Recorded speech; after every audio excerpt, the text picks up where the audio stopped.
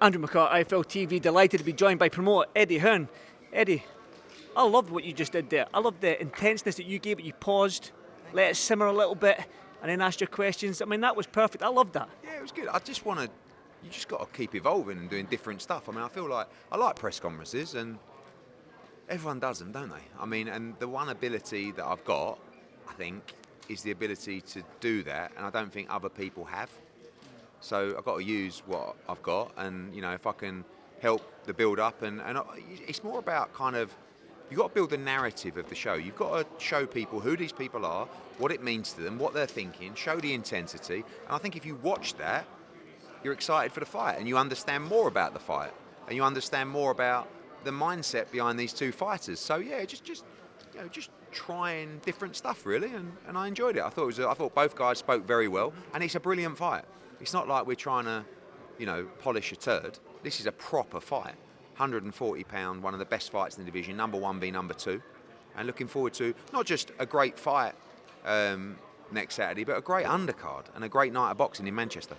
Jack Catterall and Barbosa up there were saying heated things up there. They were believing. Jack actually said that you picked up on on numerous occasions in that, was that he's predicting a knockout. And we've never heard Jack. Sometimes Jack doesn't say much, but it seems like he's not come out with shell, but because he's been active, and maybe that promo's helped a little bit, but he seems like we're seeing the real Jack Catterall. Jack punches hard. I think Jack punches a lot harder than people think. I mean, he hasn't always closed the show, but he dropped Regis heavily twice. He hurt Josh Taylor in that fight.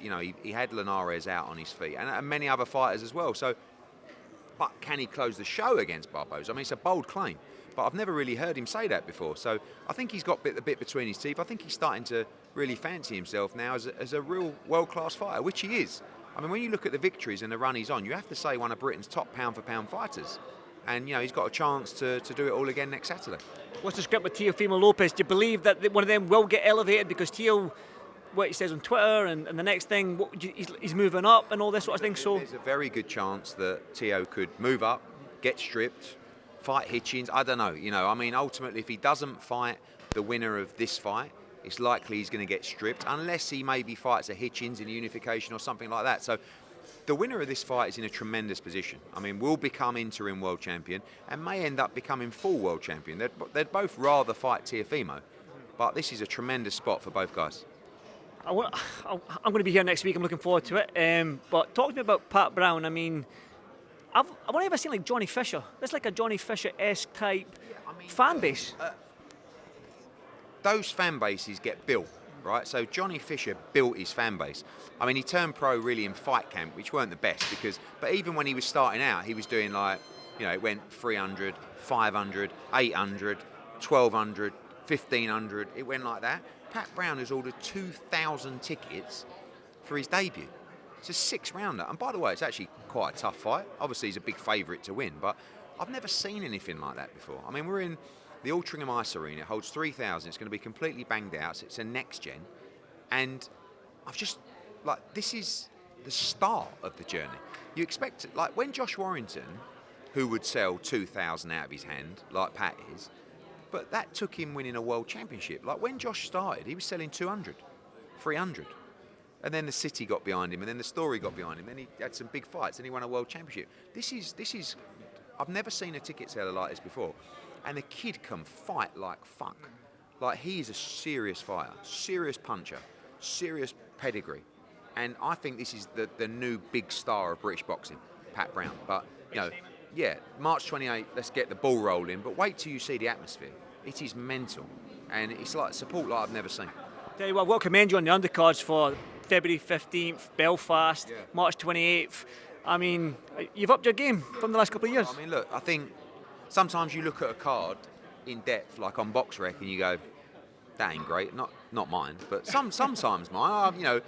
But also, sometimes the main event costs too much money and you can't really spend any money. We're really trying to invest in the undercards moving forward. Listen, I really liked Next Gen the other night. I think it was really, really good. And, I think next Saturday is a brilliant card. We're focusing now on really 4 quality TV fights. You've got Zelfa Barrett against Jazza Dickens, Pat McCormack against Robbie Davis Jr., Reece Bellotti against Gomez Jr., and Catterall Barbosa. Plus, you've got all the before the bell stuff. That's a really good night of boxing. And obviously, like you said, Belfast as well. Belfast is going to be wild. It's going to be completely sold out. Another great undercard as well. And that's what we're trying to do. We appreciate that, Feb 22nd and Riyadh season is beyond anyone's imagination or wealth. But we know that next Saturday you're tuned into DAZN around the world, or you're in the OVO Arena, Co-op Live Arena. I put that onto Insta last night. You are going to get brilliant value for money and a great night, and that's what it'll deliver. A couple of questions away from this now. I saw Johnny Nelson's interview done with Coogan. He posted it at 5 o'clock this evening. I was watching it as I was coming here. Johnny Nelson said that Conor Benn has yet to apply for a British Boxing Body Control licence ahead of this Chris Eubank Jr. fight. So, your response to that, and will this fight be under the British Boxing Body Control? Yeah, it'll definitely be under the British Boxing Body Control. I didn't know Johnny Nelson works for the BBC, but obviously his new role as a steward for the board is interesting. Conor Benn will have the choice to apply for a licence or to box under his current position, which is an American licensed fighter with permission to box in the UK, which a lot of fighters do. Tyson Fury, probably the most famous of those people. I would always prefer any fighter to have a British Boxing Board of Control licence, but there's quite a lot of history and there's quite a lot of, I'd say bad blood, but we'll see what happens. But the fight, absolutely British Boxing Board of Control. Do you feel like every fighter should be under a British fighter should be under a British licence? Yeah, I think in general, but obviously you fall out. There's been a lot of fighters in the past. Tyson Fury is a good example, but there's plenty of others, not just Tyson Fury, that don't have British Boxing Board of Control licences. For me personally, if you're fighting in the UK and you're a British fighter, I think you should have a British Boxing Board of Control licence, but that's also subject to the relationship, which I understand as well. Another one, quick one, Eddie. You've got a good relationship with His Excellency Turki Ali Sheikh. You're best friends with Canelo. Seems like you're best friends with Crawford now as well. I see the interaction that you used to. So what is happening? Tell me what's going on there. Honestly, I don't know. I mean, obviously Crawford, Canelo sounded like it was in a good spot, and then it looks like Canelo's fighting Jake Paul, and then Canelo Crawford's off. Look, I don't know if it's a reaction. I don't know. All I'll say is that anything can happen. So I wouldn't. Is Crawford against Canelo dead forever? I've no idea, but I very much doubt it. I understand Canelo against Jake Paul, and if you're Canelo Alvarez, and you said 200 million that can generate. Yeah, more. I don't know. I mean, look, if it's on Netflix, they're going to be paying a rights fee. If it's on pay-per-view, it's going to generate that kind of money. So, if you're Canelo Alvarez and you've done everything in the sport, and someone says, "I'll give you 100 mil to fight Jake Paul," I mean, and also, I haven't always been Jake Paul's biggest supporter. If he does fight Canelo Alvarez, you can't really moan at him either, can you? I mean, I moaned at him about fighting Mike Tyson. I didn't think it was on. He's now going to fight one of the top pound-for-pound fighters in the world, and everyone's moaned at him for never having a real fight. Well, maybe it's coming, but I get it. I get the business. 2 huge names, and it will do huge numbers. Well, final one, Eddie. Anthony Joshua, when we talks about Mark Bakole, you've shut that down, that you've had no contracts or word from that. For Anthony Joshua, coming off the Dubois loss, I think there should be a fight between the Bakole fight. And if there is going to be a fight between the Dubois loss and Bakole, if that's going to happen in Africa later in the year, have you got a name that you would like Joshua to win? I've not had one conversation about a fight for AJ with any opponent, nothing. Bakole has a fight. He's fighting a Jagba. I mean, that's locked in, and that's in May.